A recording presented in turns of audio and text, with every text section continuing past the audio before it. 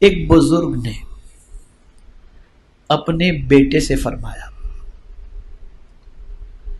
کہ بیٹے دن بھر میں جتنے بھی کام تو کر ڈائری میں نوٹ کر لے، چاہے اچھا کر چاہے برا کر، اور رات کو دن بھر کے سارے کام مجھے پڑھ کر کے سنا دینا۔ بچے نے کہا ٹھیک ہے۔ اب ظاہر سی بات ہے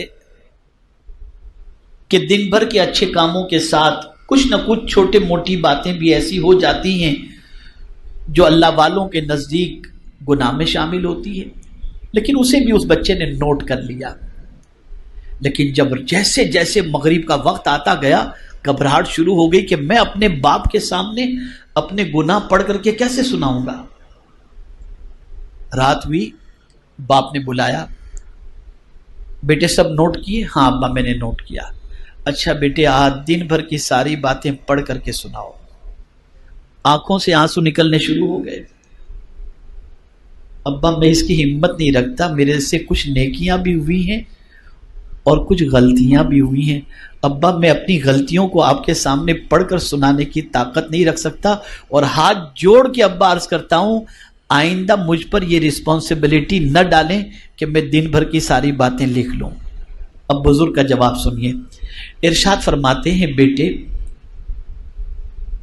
میں نے تو صرف تیری تربیت کے لیے یہ تجھے ایک دن کے بارے میں بتایا تھا کہ آج کے دن میں تو جتنی نیکیاں کر، جو گناہ ہو سب چیزیں نوٹ کر لینا اور رات کو مجھے سنا دینا۔ بیٹا تو سوچ کہ ایک دن میں چند گناہ جو تجھ سے ہوئے تو تیرے باپ کے سامنے نہیں سنا سکتا، زندگی کے سارے گناہ خدا کے سامنے تو کیسے سنا سکے گا؟ اس لیے کہ قیامت میں پروردگار فرمائے گا اقرا کتابک، اپنا اعمال نامہ پڑھ، تو اپنے رب کے سامنے کیسے سنا پائے گا؟ میں پوچھنا چاہتا ہوں کیا کبھی یہ تصور بھی ہمارے ذہن میں آیا؟ اور اگر کوئی یہ سمجھتا ہو یہ مجھے کام آئے گا وہ مجھے کام آئے گا، کیا کورونا نے آپ کو نہیں بتایا کہ کون کس کے کام آئے گا؟ بھائی اگر کورونا ڈیٹیکٹ ہو گیا تو بھائی پوچھنے جانے کے لیے تیار نہیں کہ کہیں کورونا چپک نہ جائے، میتوں کو دفنانے کے لیے جانے کو تیار نہیں، چہرہ دیکھنے کے لیے تیار نہیں۔